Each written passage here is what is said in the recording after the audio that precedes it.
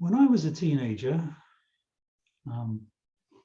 living in Gloucester in the west of England, I had a job, part-time job, working in the cattle market. It's rather big. Gloucester's used to be a big centre for beef and milk farming.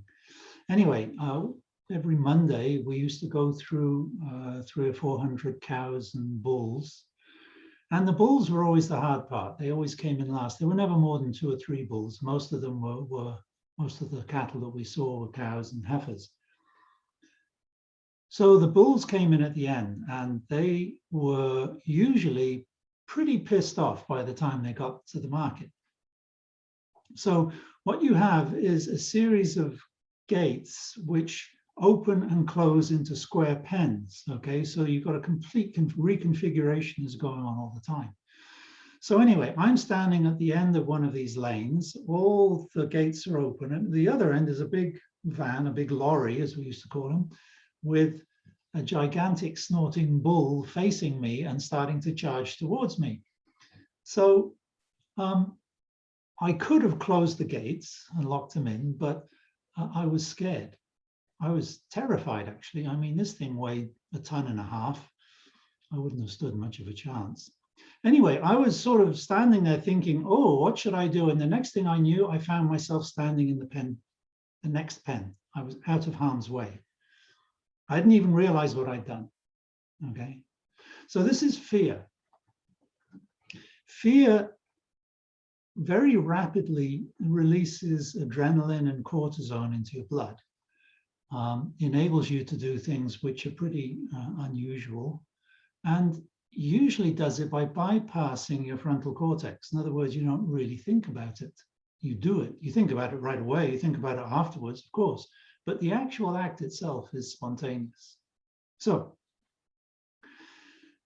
that's not really the issue. The issue is what happens once this has been released? Then what? Because what we're dealing with in mindfulness is not a physical danger. You don't have to worry about charging bulls, but you do have to worry about stuff inside yourself, which is going to do the same, produce the same result. In other words, release adrenaline and cortisol into your blood and make you act in ways that are not fully conscious and that are not fully, not exactly wise necessarily.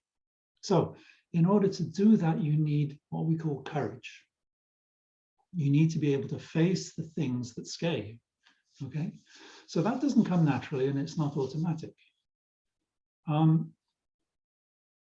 What I just talked about is the easy bit, the physical fear, physical courage, and physical escape is pretty straightforward. You either succeed or you don't.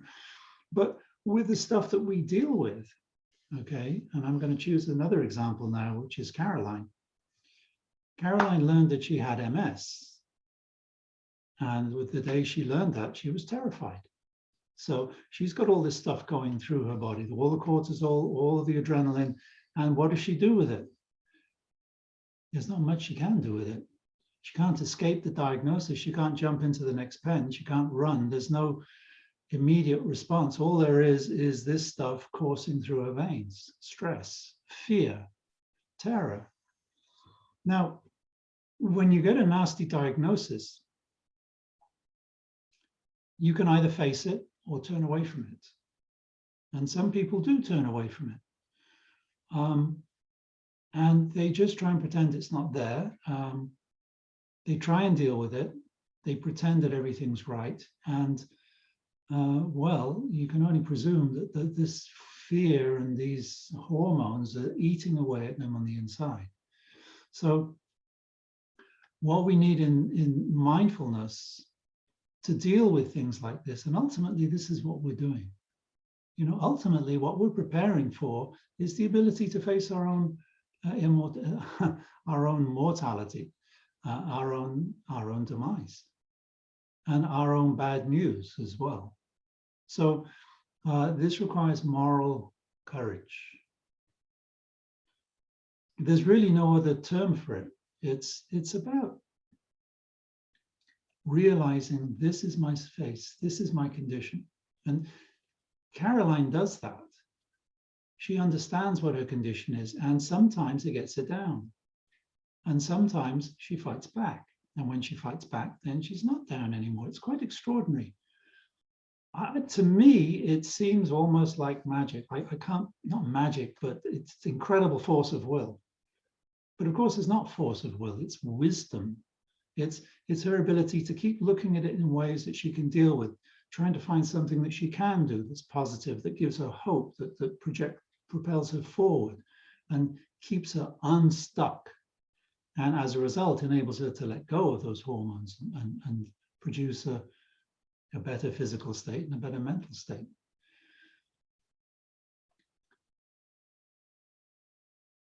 There are, let's go to the basic method. Okay, so when you feel fear, for example, the fear which, the more I think about it, there's a third fear as well, which is much more common, much more pervasive, and much harder to deal with. And it's the fear of social disapprobation. People will not approve of what I do.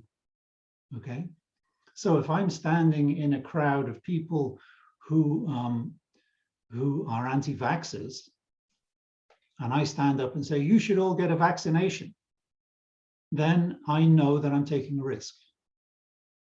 Okay, there's a danger in here that they're going to turn on me.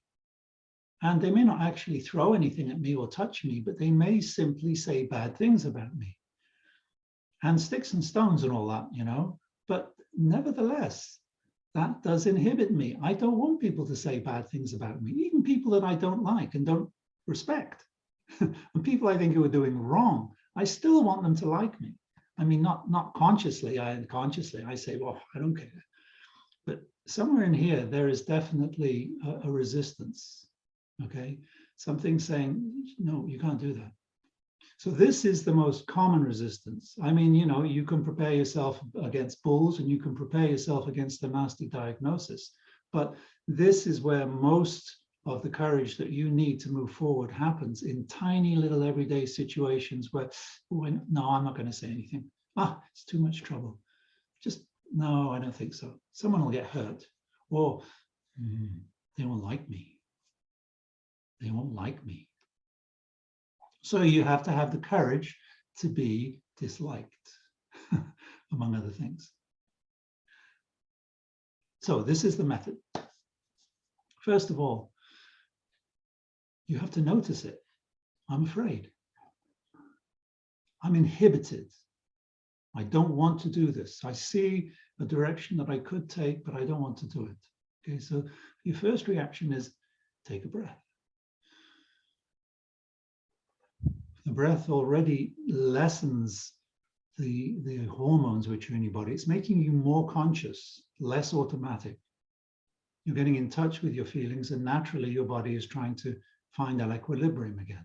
Okay, so the breath, the one breath is indispensable. It's everything. It's the starting point of everything. Then you create distance. You continue the breathing and you realize, well, that's a feeling. That's what I was feeling a few seconds ago. I'm feeling different now. And the more I breathe, the more I can manage, and it's okay. All right, so you have to get yourself into another zone. You've got to move out of the fear zone into an alternate zone, which you can do because you've been training yourselves. You've been practicing mindfulness, and this is exactly what it's for. So that in these situations where most people would just not even notice that they're afraid, they would just react to the fear, you're saying, wait a minute, I'm afraid. Let me breathe into that. Let me work with it. Okay, it's a little bit unusual. It certainly takes courage. It also takes presence of mind. And more than anything else, of course, it takes practice. You've got to be doing this regularly. You've got to be in the habit of taking a breath, so that in those moments when you're absolutely the least inclined, when you really, the last thing you want to do is become mindful and attentive. You just want to indulge in the fear. That's how it feels. Oh my God, I'm afraid, I'm going to run. You look for an escape strategy. So you've taken your breath, you're working into the breath, you're creating space for yourself. and now something's possible. Okay, now you can look at your fear and you can say, okay, well, what's the alternative? How else could I react to this? What can I do? Then you're allowing space for your creative mind. This is the hard part, because once you've seen it and you've breathed into it for a little bit, then the intensity goes down and you're tempted to sort of let it go. Oh, that's better. I feel better now. But that's not enough to prevent it coming back in the future. So the next thing you want to do is challenge, reframe your perception. Why is that fearful? Well, because I don't want these people saying bad things about me. But you don't even like these people. Well, that's true, isn't it? Little conversation like that with yourself will give you what we call courage. Courage doesn't mean you're putting yourself out there to get your head blown off. It just means you're taking the time to see that, oh, this is better. And then, of course, there's the after effect of that courage. If you express your courage, you feel you have more integrity. You feel proud of yourself. You feel more complete, more solid. And if you give into it, if you give into the fear and you can't, then you realize that you have compromised your integrity. You're not the person that you mean to be, that you want to be. So this is really what it's all about. It's, are you living up to yourself or not? And that's where fear, it doesn't get in the way. Fear is a natural thing to be there. It's about, how do you deal with your fear? Do you deal with it with integrity, with courage, or do you give into it? And the answer, the reality is going to be sometimes one and sometimes the other. It depends on the situation, depends on the risk factor. But it's all about facing risk, evaluating it, and choosing a conscious response, as you'd expect. That's what mindfulness is. So, courage is not optional, it's absolutely critical. You need it all the time. Remember, the point of mindfulness is to let go of reactivity. And in order to do that, you have to face your reactivity, which is hard, it's unpleasant, and it's uncomfortable, and it's work, and it takes courage.